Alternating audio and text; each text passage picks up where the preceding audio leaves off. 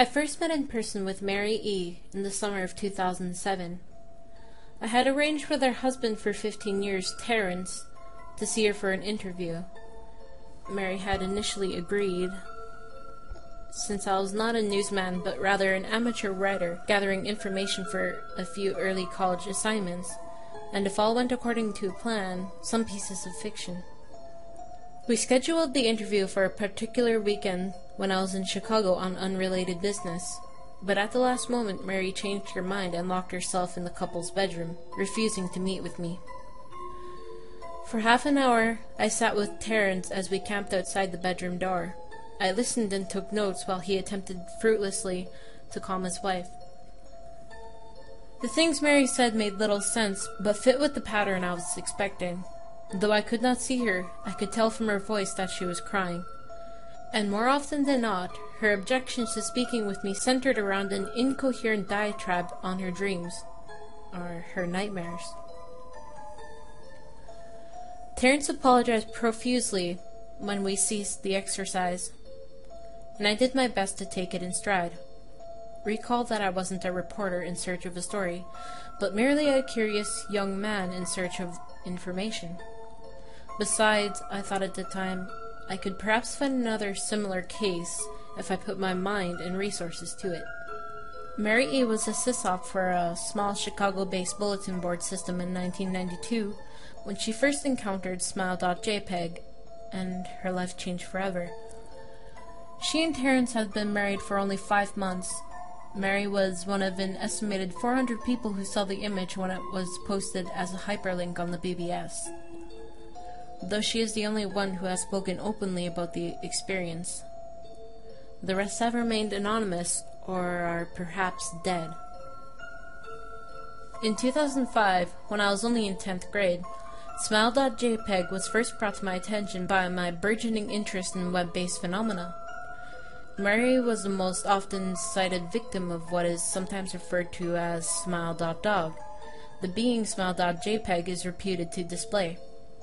What caught my interest, other than the obvious macabre elements of the cyber legend and my proclivity towards such things, was the sheer lack of information, usually to the point that people don't believe it even exists other than a rumor or a hoax. It is unique because, though the entire phenomenon centers on a picture file, that file is nowhere to be found on the internet.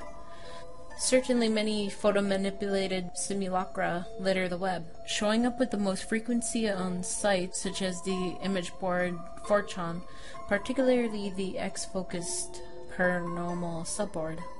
It is suspected that these are fakes because they do not have the effect of the true Smile.jpg is believed to have, namely sudden onset temporal lobe epilepsy and acute anxiety. This purported reaction in the viewer is one of the reasons the phantom-like Smile.jpg is regarded to such disdain, since it is patently absurd, though depending on whom you ask, the reluctance to acknowledge Smile.jpg's existence might be just as much out of fear as it is out of disbelief. Neither Smile.jpg nor Smile.dog is mentioned anywhere on Wikipedia, though the website features articles on such other, perhaps more scandalous subjects such as Hello.jpg or Two Girls One Cup. Any attempt to create a page pertaining to Smile.jpg is summarily deleted by any of the encyclopedia's many admins. Encounters with Smile.jpg are the stuff of internet legend. Mary E.'s story is not unique. There are unverified rumors of Smile.jpg showing up in the early days of Usenet, and even one persistent tale that in 2002, a hacker flooded the forums of humor and satire website Something Awful with a deluge of Smile.dog pictures, rendering almost half the forum's users at the time epileptic. It is also said that in the mid to late 90s that Smile.jpg circulated on Usenet as an attachment of a chain email with the subject line, "Smile, God loves you." Yet, despite the huge exposure these stunts would generate, there are very few people who admit to having experienced any of them, and no trace of the file or any link has ever been discovered. Those who claim to have seen Smile.jpg often weakly joke that they were far too busy to save a copy of the picture to their hard drive, However, all alleged victims offer the same description of the photo. A dog-like creature, usually described as appearing similar to a Siberian husky, illuminated by the flash of a camera, sits in a dim room. The only background detail that is visible being a human hand extending from the darkness near the left side of the frame. The hand is empty, but is usually described as beckoning. Of course, most attention is driven to the dog, or dog creature, as some victims are more certain than others about what they claim to have seen. The muzzle of the beast is reputedly split in a wide grin, revealing 2 rows of very white, very straight, very sharp, very human-looking teeth. This is, of course, not a description given immediately after viewing the picture, but rather a recollection of the victims, who have claimed to have seen the picture endlessly repeated in their mind's eye during the time they are, in reality, having epileptic fits. These fits are reported to continue indeterminably, often while the victims sleep, resulting in very vivid and disturbing nightmares. These may be treated with medication, though in some cases it is more effective than others. Mary E., I assumed, was not on effective medication. That is why after my visit to her apartment in 2007, I set out feelers to several folklore and urban legend-orientated news groups, websites, and mailing lists, hoping to find the name of a supposed victim of Smile.jpg who felt more interested in talking about his experiences. For a time, nothing happened, and at length I forgot completely about my pursuits, since I had begun my freshman year of college and was quite busy. Mary contacted me via email, however, near the beginning of March 2008. Subject: Last summer's interview. Dear Mr. L., I'm incredibly sorry about my behavior last summer when you came to interview me. I hope you understand that it was no fault of yours, but rather my own problems that led me to act out as I did. I realized that I could have handled the situation more decorously. However, I hope you will forgive me. At the time, I was afraid. You see, for 15 years I've been haunted by Smile.jpg. Smile.dog comes to me in my sleep every night. I know that sounds silly, but it is true. There's an ineffable quality about my dreams, my nightmares, that makes them completely unlike any real dreams that I have ever had. I do not move and do not speak. I simply look ahead, and the only thing ahead of me is the scene from that horrible picture. I see the beckoning hand, and I see Smile.dog. It talks to me.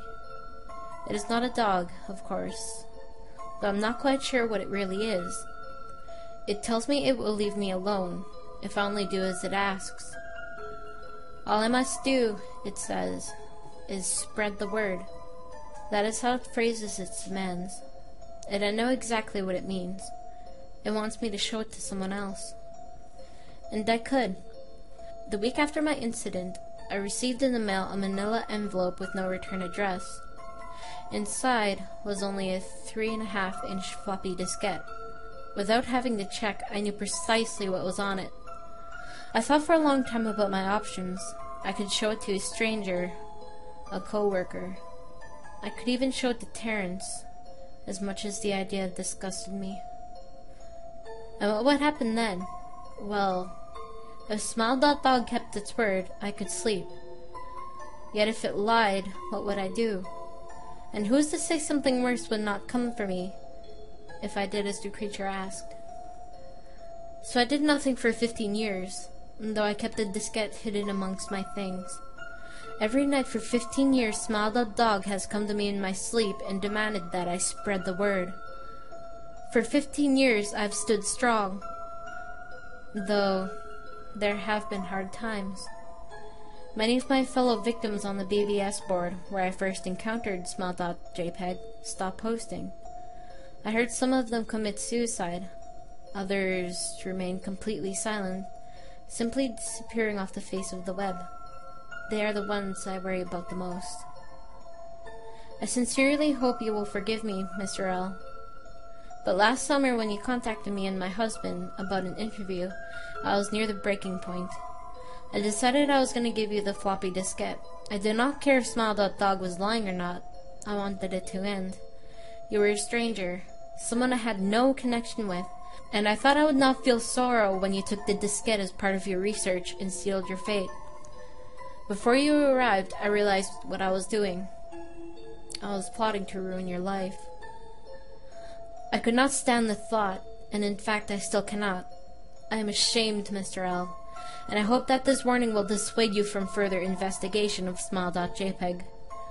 You may in time encounter someone who is, if not weaker than I, then wholly more depraved, someone who will not hesitate to follow Smile.dog's orders. Stop while you are still whole. Sincerely, Mary E.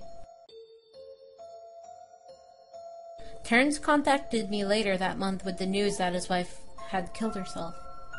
While cleaning up the various things she had left behind, closing emails and the like, he happened upon the above message. He was a man in shambles. He wept as he told me to listen to his wife's advice. He found the diskette, he revealed, and burned it until it was nothing but a stinking pile of blackened plastic. The part that most disturbed him, however, was how the diskette had hissed as it melted, like some sort of animal, he said. I will admit I was a little uncertain about how to respond to this. At first I thought it was a joke, with the couple belatedly playing with the situation in order to get a rise out of me. A quick check of several Chicago newspapers' online obituaries, however, proved that Mary E. was indeed dead. There was, of course, no mention of suicide in the article. I decided that, for a time at least, I would no longer pursue the subject of Smile.jpg, especially since I had finals coming up in the end of May. But the world has odd ways of testing us. Almost a full year after I returned from my disastrous interview with Mary E., I received another email. Subject: Smile. Hello! I found your email address through a mailing list. Your profile said you were interested in Smile.dog. I've saw it. It is not as bad as everyone says it is. I've sent it to you here. Just spreading the word. The final line chilled me to the bone. According to my email client, there was one file attached called naturally Smile.jpg. I considered downloading it for some time. It was most likely a fake, I imagined, and even if it weren't, I was never wholly convinced of Smile.jpg's peculiar powers. Mary E.'s account had shaken me, yes, but she was probably mentally unbalanced anyways. After all, how could a simple image do what Smile.jpg was said to accomplish? What sort of creature was it that could break one's mind with only the power of the eye? And if such things were patently absurd, then why did the legend exist at all? If I downloaded the image, if I looked at it, and if Mary turned out to be correct, if Smile.dog came to me in my dreams demanding I spread the word, what would I do? Would I live my life as Mary had, fighting against the urge to give in until I died? Or would I simply spread the word, eager to be put to rest? And if I chose the latter route, how could I do it? Who would I burn in turn?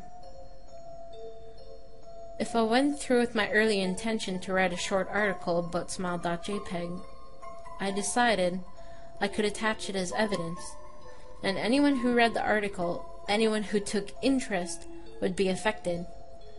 And even assuming the Smile.jpg attached to the email was genuine, would I be capricious enough to save myself in that manner? Could I spread the word? Yes. Yes, I could.